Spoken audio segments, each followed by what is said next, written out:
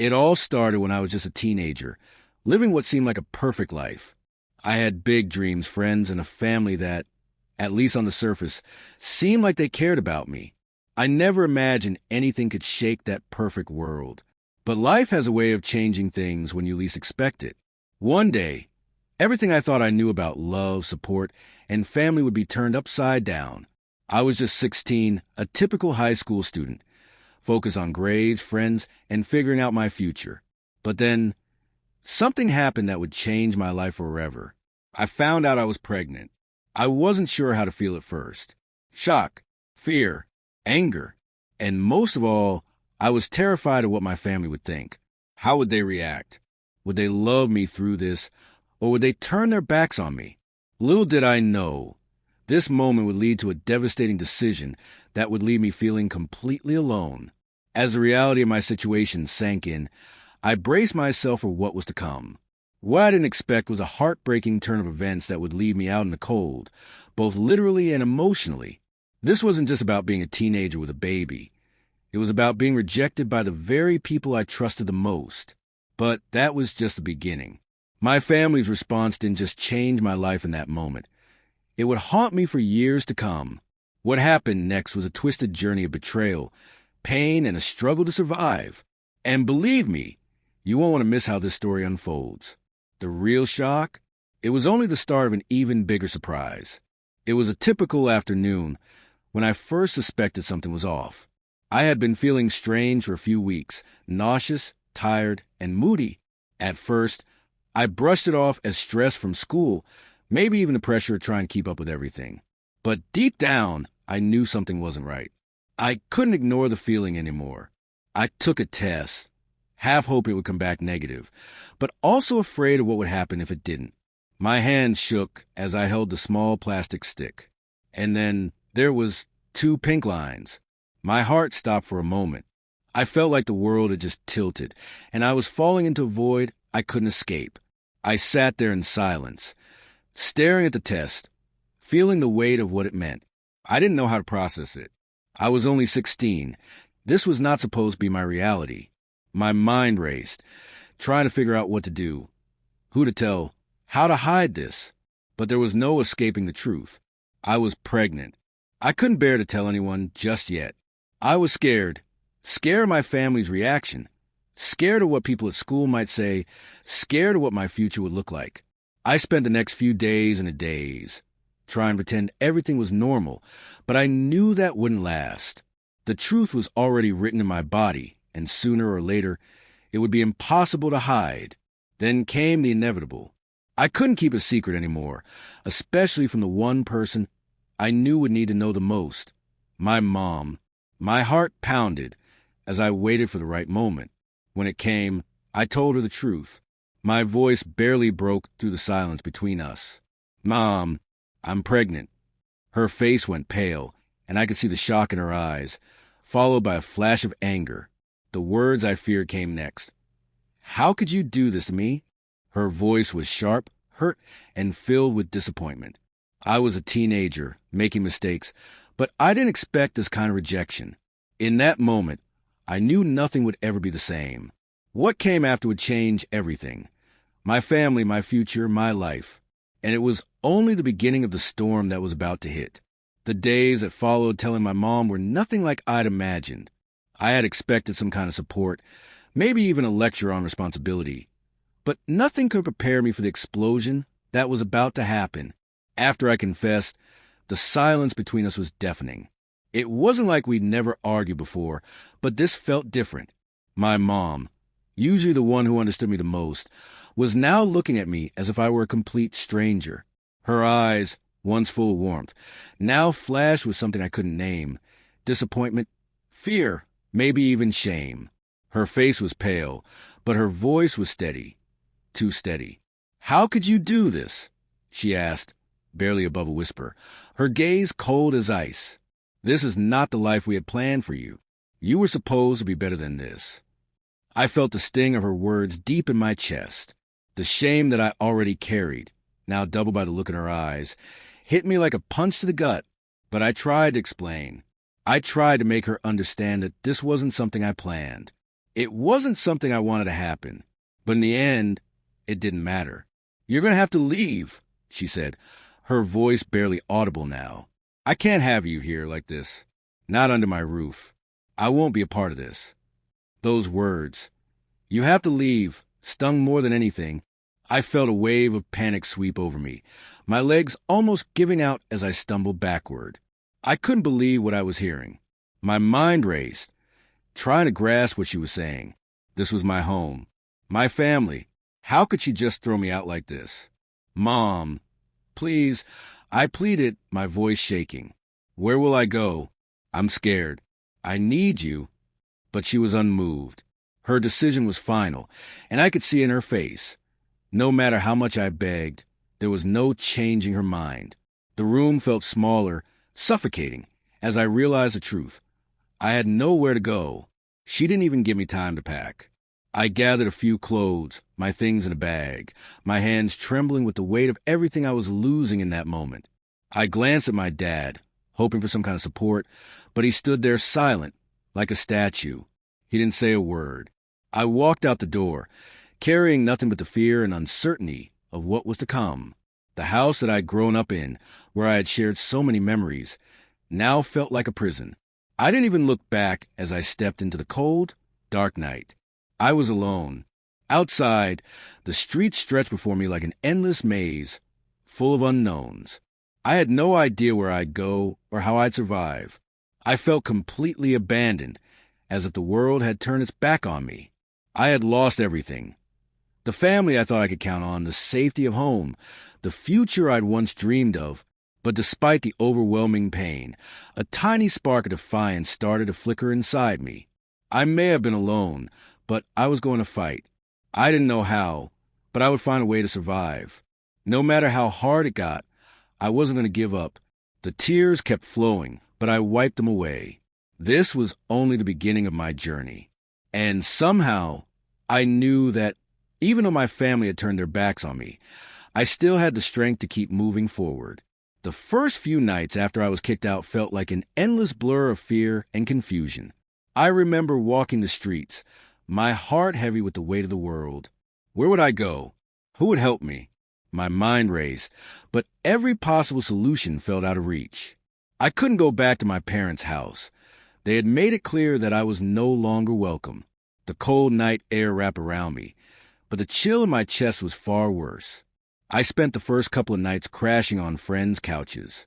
Some were kind enough to let me stay, but even they couldn't fully understand what I was going through. I had no idea how long I could keep this up before they grew tired of my situation. I couldn't keep bouncing from place to place, living out of a bag and hoping for a roof over my head. Soon, I found myself in a small, dingy apartment on the outskirts of town. It wasn't much, but it was mine. It felt like a step forward, an attempt at independence, but the reality of my situation hit hard. I was 16, pregnant, and alone. I had no job, no real income, and no plan for the future. The weight of it all seemed unbearable, but somehow I kept going. I had to find work, even if it meant doing things I never thought I would have to do. I started taking odd jobs, anything that would put a little money in my pocket, babysitting, cleaning houses, anything that came my way.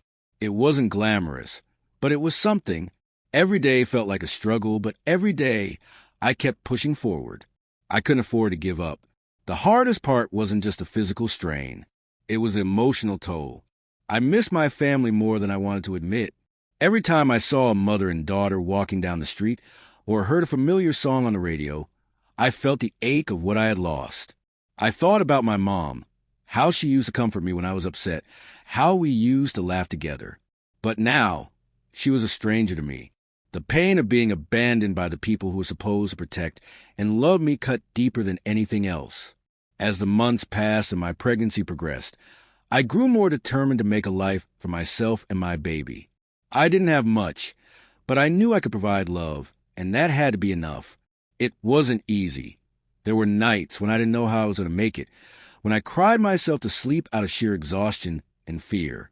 But I learned to push through. I learned how to be strong, even when I felt like I couldn't keep going. I remember the first time I went to a prenatal appointment. I had no car, so I had to take a bus, and even then I was late. I was terrified that they'd look at me and see a scared, unprepared teenager. But when I walked into that doctor's office, I was met with kindness. The nurse smiled at me, and the doctor didn't judge me. In that moment, I realized that I wasn't as alone as I thought. There were people out there who cared. As the baby grew inside me, I started to think about the future in a new way. I couldn't afford to be helpless anymore. I needed to build a life, not just for me, but for my child. I enrolled in night classes to finish high school, determined to get my diploma. It wasn't easy, balancing work, school, and pregnancy, but it was the only option I had. I couldn't let myself fall into the same trap of feeling sorry for myself. I had to keep moving, even when it felt impossible. Through it all, I learned a lot about myself. I learned how to fight for what I wanted, how to survive when the odds were stacked against me. It was hard, painful, and exhausting, but it made me stronger. I knew that, no matter what, I could handle whatever life threw at me. But still, the weight of being cast out by my family never fully left.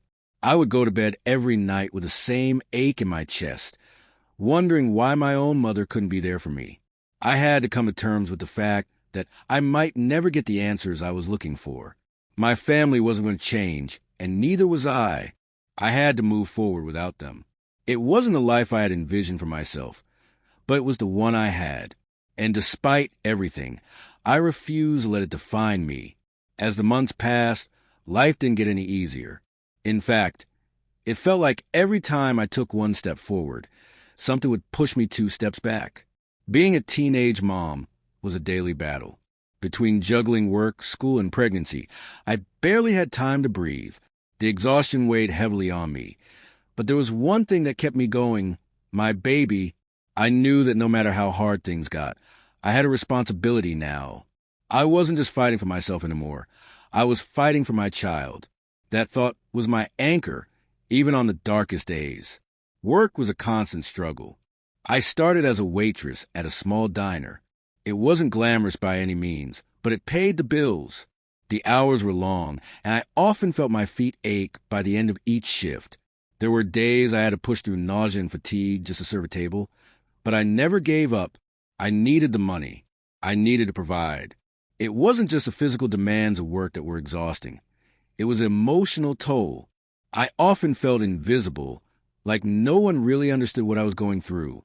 People would look at me and judge me, whisper behind my back. I was a teenage mom, an outcast in many people's eyes. Some would smile at me in sympathy, but I could see the judgment in their eyes. The whispers followed me everywhere, and it hurt. But something inside me shifted. The judgment, the whispers, the stares, they didn't define me. I refused to let them break me. I realized that the people who judged me didn't know my story, and they never would. I was more than just a label, more than just a young mother. I was fighting every single day to create a future for my child, and that was all that mattered. On top of work, I enrolled in night classes to finish high school. It felt impossible at first. I barely had time to sleep, let alone study, but I was determined. Each assignment I completed, every test I passed, was one more step toward building a better life. I learned how to balance everything: how to study for exams while my baby napped, how to do homework during late-night shifts. I wasn't just learning academic subjects. I was learning resilience. I was learning how to persevere no matter the odds. The hardest part was when I had to face the truth. I was doing this alone. My family, the people who were supposed to be there for me, were nowhere to be found. I tried reaching out, but every call went unanswered. I kept hoping, even after everything, that they would come around, but they didn't. I had to let go of the dream of reconciliation. I had to stop waiting for a rescue that would never come. Instead, I began to build a support system. There were people in my life who stepped up, even when my family didn't. My coworkers, a few close friends, and even strangers. People who cared enough to lend a helping hand when I needed it the most. I was surprised by how many people were willing to help, even in small ways. A kind word, a meal, a helping hand with my baby. It all mattered. With every obstacle, I grew stronger. I learned to embrace the struggles, and use them as fuel to keep pushing forward. I wasn't just surviving anymore, I was thriving. My baby was growing, and so was I. Every setback was a lesson in resilience. Every tear was a reminder how far I had come. I realized that the road ahead was still long, but I had something stronger now. The belief that no matter what, I could overcome anything. The journey wasn't easy, and it never would be, but I knew that I had the strength to face whatever came my way. Years passed, and I found my rhythm. Life wasn't perfect, but it was mine. I had my job, my diploma, and my child, the only family I truly had at that point. Every day, I fought for a better future. I worked hard, stayed focused, and rebuilt my sense of self. I had learned to live without the support of my family, accepting that they weren't coming back into my life. It hurt, but over time, I learned to fill that gap with the love I gave to my child and the strength I found in myself. Then one day, out of the blue, my phone rang. I didn't recognize the number, but something told me I should answer. I picked up, and the voice on the other end made my stomach drop. "Is this my name?" It was my mom's voice, trembling, hesitant, like she was unsure whether I would even talk to her. My heart pounded as 1,000 emotions rushed through me: anger, confusion, shock, and to my surprise, a small thread of hope. "Yeah, it's me," I replied, trying to keep my voice steady, though it was shaking inside. "I know it's been a long time, and I need to talk to you," she said. Her voice cracked, and I could hear the hesitation in her words. It felt unreal. For years, I had lived without them, thinking I'd never hear from them again. And now, here she was calling out of nowhere. I didn't know how to react. After all those years of feeling abandoned, hearing her voice again stirred something deep within me. Part of me wanted to hang up and shut her out forever, but another part of me was curious. What did she want after all this time? Why now? I stayed silent for a moment, then said, "Why are you calling me now? After everything that's happened?" Her voice faltered. "I know I can't make up for what I did, for what we did, but I need your help. We need your help." At that moment, I felt like the ground beneath me had shifted again. I had no idea what she was talking about, but there was something desperate in her tone. "What do you mean?" I asked, still trying to process her words. "They're suing you," she said, her voice now full of urgency. "Your father and we need you to help us. We're in trouble." It felt like my heart had stopped. Suing me? After everything. After they kicked me out, abandoned me, and left me to survive on my own. They were now coming back, asking for help? The words didn't make sense. It felt like a cruel joke, like the universe was playing a game with my emotions. I could barely get the words out. "What do you mean? Suing me? Why now? After all these years?" She didn't answer right away, and I could hear her take a deep breath. We didn't handle things well back then. We didn't understand what you were going through. But now, there's this legal matter, and we need you to help us. You're the only one who can fix it." The anger in me flared up, and I could feel my face heating with rage. This was too much. For years, they had ignored me, made me feel worthless, and now they were coming back, not with an apology, but with a lawsuit. My mind raced, the confusion and disbelief mixing with the pain I had buried for so long. "I don't know if I can do this," I said, the bitterness evident in my voice. "You kicked me out. You made me feel like I didn't matter. And now you want my help? After everything?" I heard a faint sob on the other end of the line. "I know I can't fix the past, but please, I need you to understand. I'm sorry. We're sorry. Please help us." The silence that followed felt heavy, suffocating. I wanted to yell, to scream, to hang up and never look back.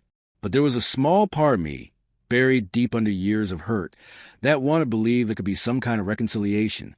But was it worth it? Was it worth letting them back in, knowing they might just hurt me again? I didn't know. But in that moment, I realized that I had two choices. I could hold on to the anger, the pain, and let it control me forever, or I could face the truth that I had grown stronger, independent, and capable of making my own decisions. This was my life now, and I had the power to choose how to respond.